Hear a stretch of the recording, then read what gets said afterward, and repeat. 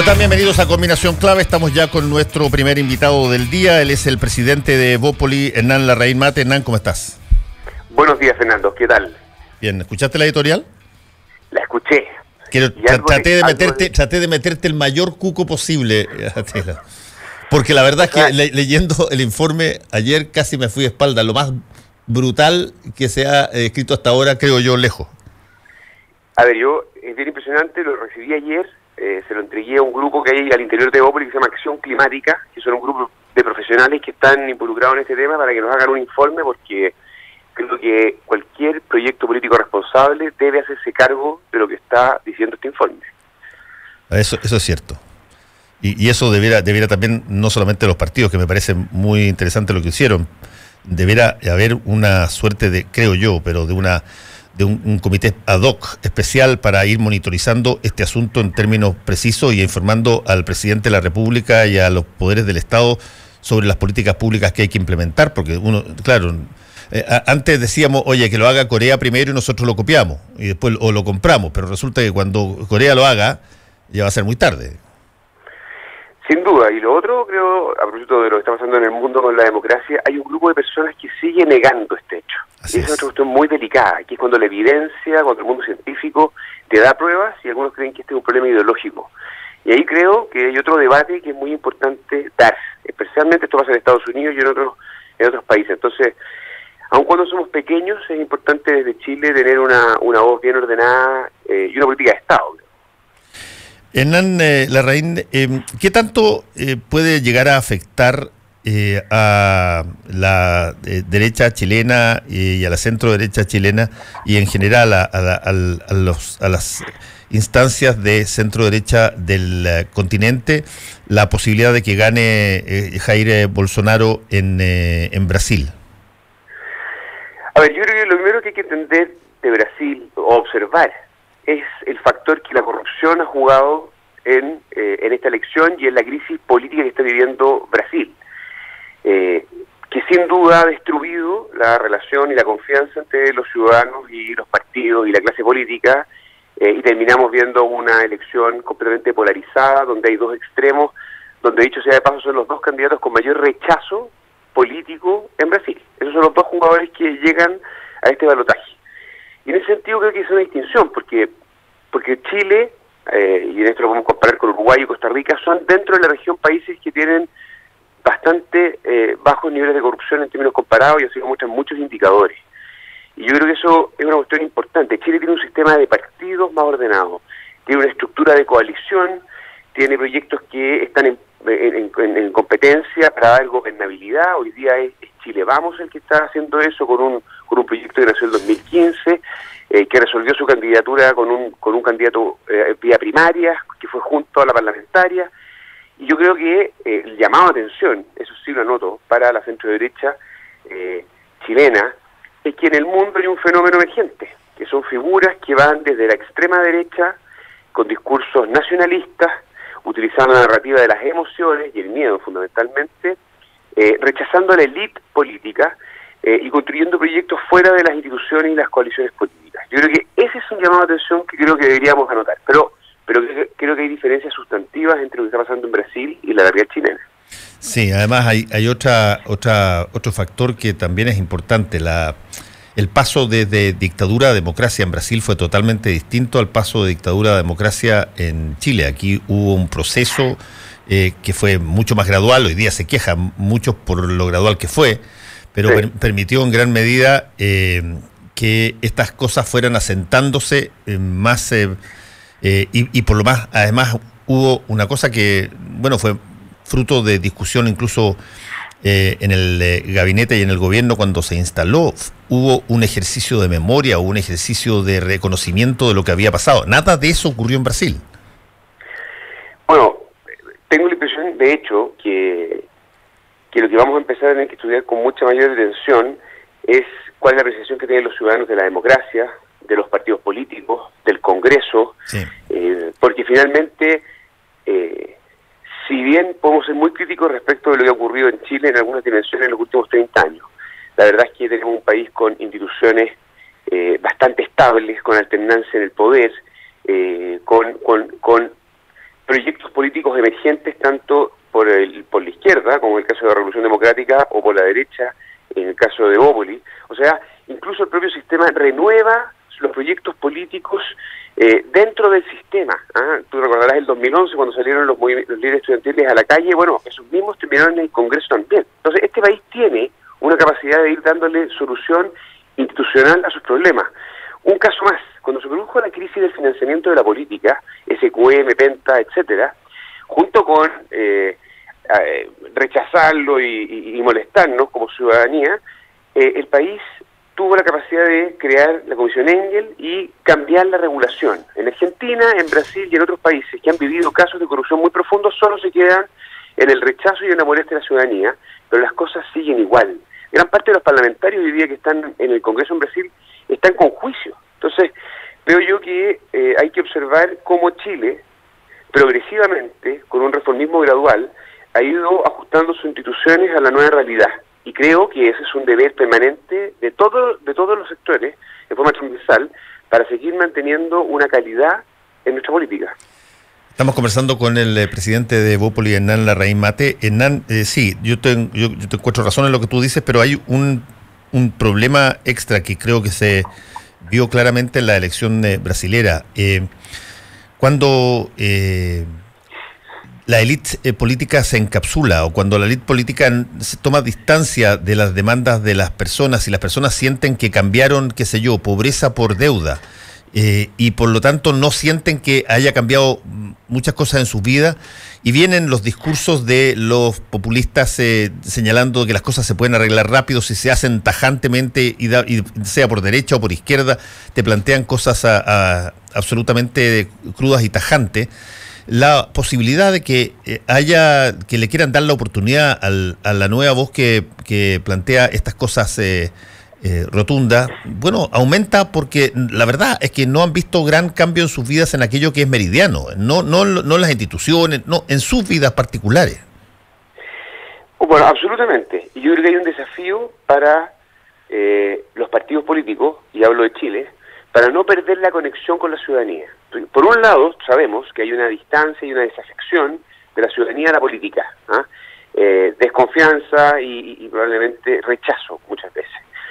Al mismo tiempo, hay proyectos políticos, por ejemplo, como el que hoy día lidera Sebastián Piñera, que tiene 51% de aprobación en las encuestas. Yo anotaría este punto, en el sentido de que es capaz un gobernante con una coalición política de hacerlo de acuerdo a un programa de gobierno que le haga sentido a las mayorías, donde sus prioridades, el crecimiento económico y los empleos, la salud, la seguridad, sean parte de las prioridades del gobierno y a lo que esté abocado.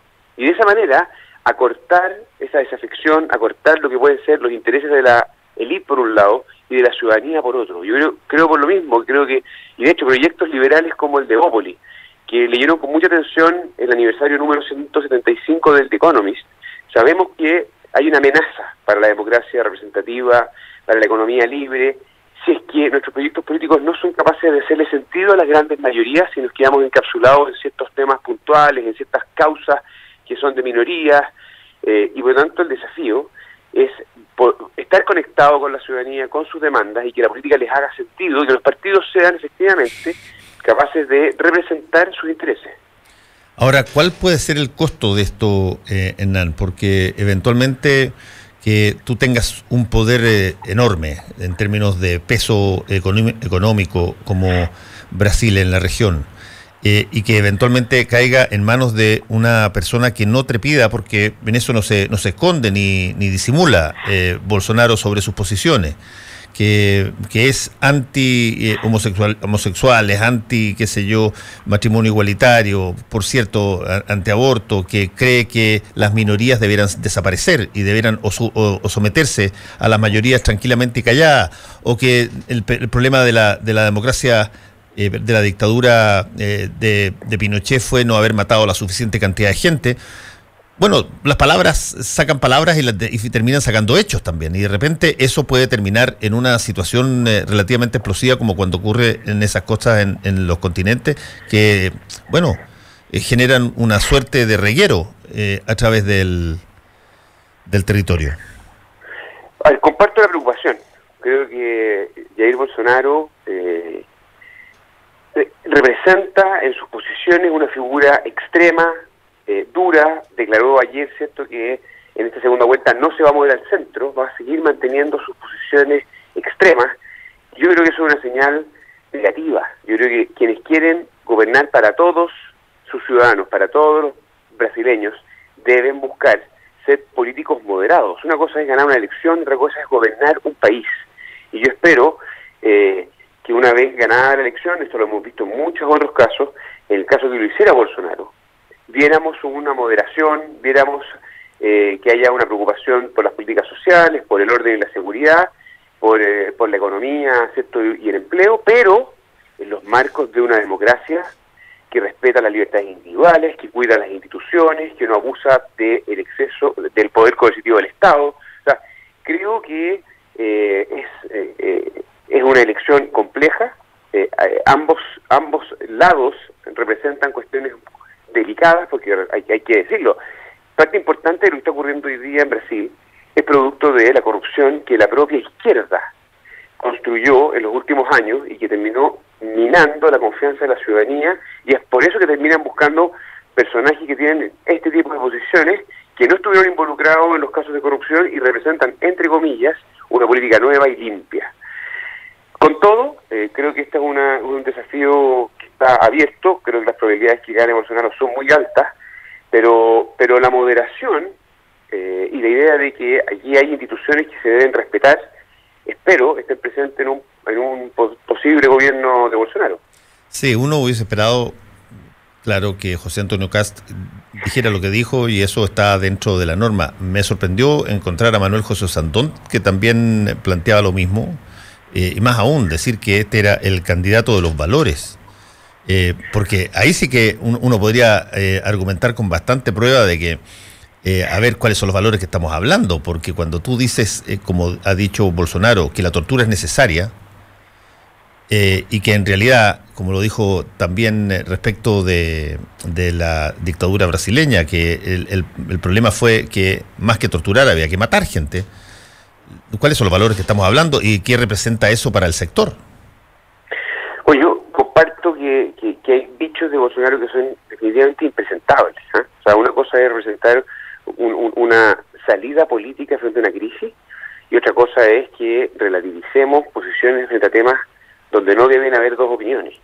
Y yo creo, y a mí también me llamó la atención el movimiento de Osondón, porque la verdad es que ha sido José Antonio Kast el que ha estado más bien usando y ocupando ese espacio, el que de alguna manera tiene Bolsonaro, Trump y otros. Sí.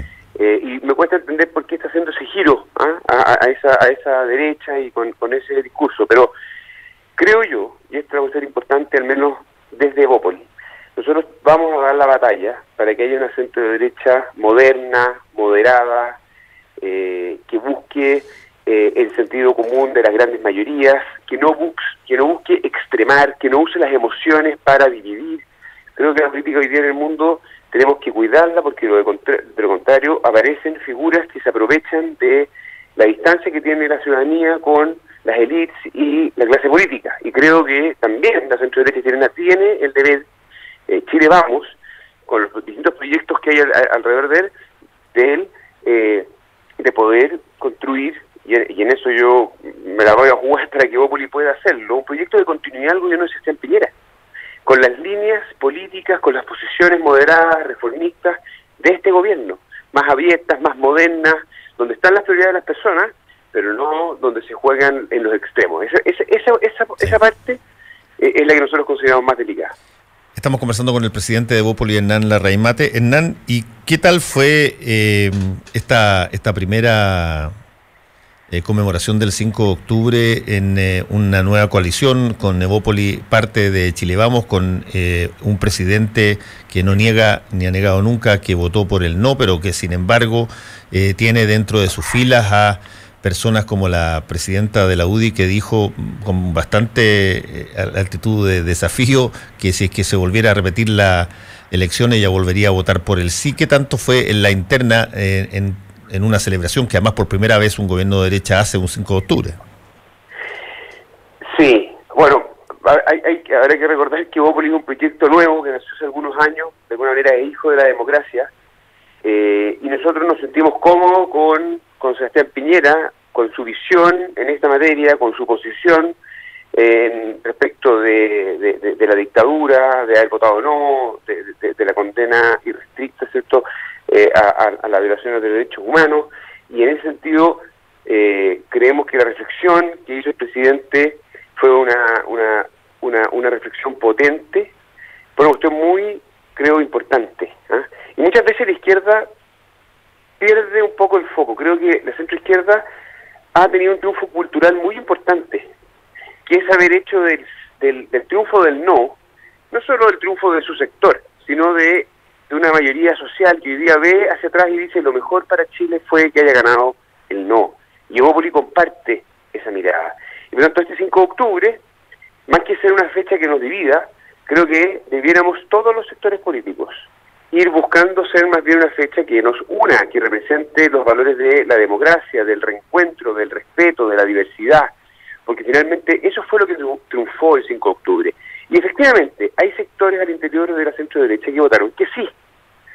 Yo creo que, visto en perspectiva, son muchos los que hoy día dicen, mira, lo correcto, lo bueno para Chile, lo mejor fue lo que ocurrió, y no la opción sí. Yo creo que en política y en la vida, los seres humanos pueden cambiar de opinión, pueden revisitar sus decisiones, y creo que eso habla bien del país, que hoy día hay un sentido común, que diga, mira, 8 años más de Pinochet, en un gobierno semidemocrático, por ser elegante, es una cuestión impresentable.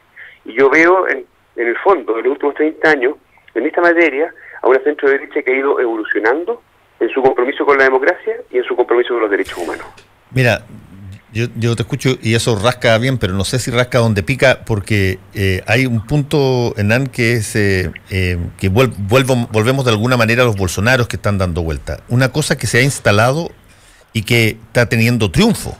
O sea, tú ganas porque haces eso, entre otras cosas, por cierto, no solamente por eso, pero tú ganas porque haces eso, es esta sensación de olvidarse ya para siempre de lo políticamente correcto y decir exactamente lo que tú quieres o lo que tú crees.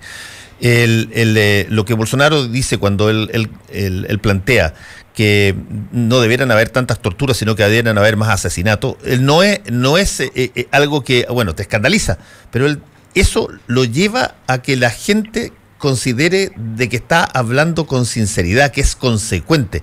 Por lo tanto, el que alguien diga, mira, yo voté que sí, pero creo que debí haber hecho una cosa ahora a la distancia, o después de aprender muchas cosas que vi, creo que fue un error y que debiera haber votado que no, y no fue lo mejor que pudo haber pasado. Eso no calza, si tú quieres, con algún fenómeno de derecha extrema que está teniendo lugar tanto en el continente como en otras partes del mundo, donde se gana por la vía de decir las cosas más brutales posibles. Está bien, pero hagamos una distinción, y yo estoy de acuerdo en un punto. Hoy día, decir las cosas en forma directa, producto de la desconfianza que hay, es algo que se valora. Ser coherente y consistente con una posición es algo que la gente premia, producto de la desafección y de tantas mentiras. También te acompaño en eso, pero al mismo tiempo creo que en el debate político deben haber fronteras, deben haber límites. O sea, los dichos en materia de tortura y muerte de Bolsonaro se escapan, creo yo, del debate democrático, que respeta los derechos humanos, que respeta las libertades individuales. Y creo que es muy importante enfrentarse a ese tipo de posiciones, porque finalmente dañan el diálogo democrático. Ahora, ¿cómo se hace eso? Sí. Bueno, se hace a través de la racionalidad, se hace a través de los argumentos, se hace a través de la persuasión. Y lo delicado es que cuando caemos en el uso de las emociones, los instintos y los sentimientos que hoy día están a la orden del día, termina jugándose una cancha de pósper a la política. Y eso es muy jodido. Está pasando en muchas partes del mundo, no es un fenómeno solamente chileno. Y en esto contribuyen las redes sociales y en general un ambiente donde la información y la realidad, las fake news, hacen complejo hacer política con credibilidad frente a la ciudadanía. Y por lo tanto, yo apelo, y en esto hay autores que están abogando por esto, es que volvamos a la racionalidad, a los argumentos. Detrás de esto está Pinker y hay otros, ¿cierto?, a propósito de la nueva ilustración. No podemos dejar caer el debate político en una suma de emociones y instintos, una narrativa que no permite que finalmente sean las personas las que tomen decisiones en forma informada y sean olas emocionales las que terminen imponiéndose. Yo creo que hay una cuestión que los proyectos políticos serios deben hacerse cargo y ser responsables de jugar en esa cancha y de castigar a aquellos que abusan del lenguaje y de las emociones. Hernán, en una cosa que es absolutamente un juego, porque no tiene validez alguna, pero en un juego, si tú fueras brasileño y tuvieras que votar el 28 de octubre entre Haddad y Bolsonaro, ¿cómo votarías? Mira, afortunadamente no me veo sentado a esa decisión. En esa decisión. Y yo espero que el pueblo de Brasil tome la mejor decisión de su futuro. Pero creo que desgraciadamente lo hace con dos figuras que dividen al país. Cualquiera de las dos opciones representa posiciones que son extremas y que no generan, creo yo, las condiciones que cualquier democracia hoy día debe mirar, que es la unidad, el centrismo y la moderación. Nada bueno, creo yo, traen democracias y elecciones polarizantes. Te quiero agradecer, Hernán Larraín, por haber estado con nosotros hoy día. Que te vaya muy bien. Gracias por la conversación, Fernando. Un abrazo. Chao.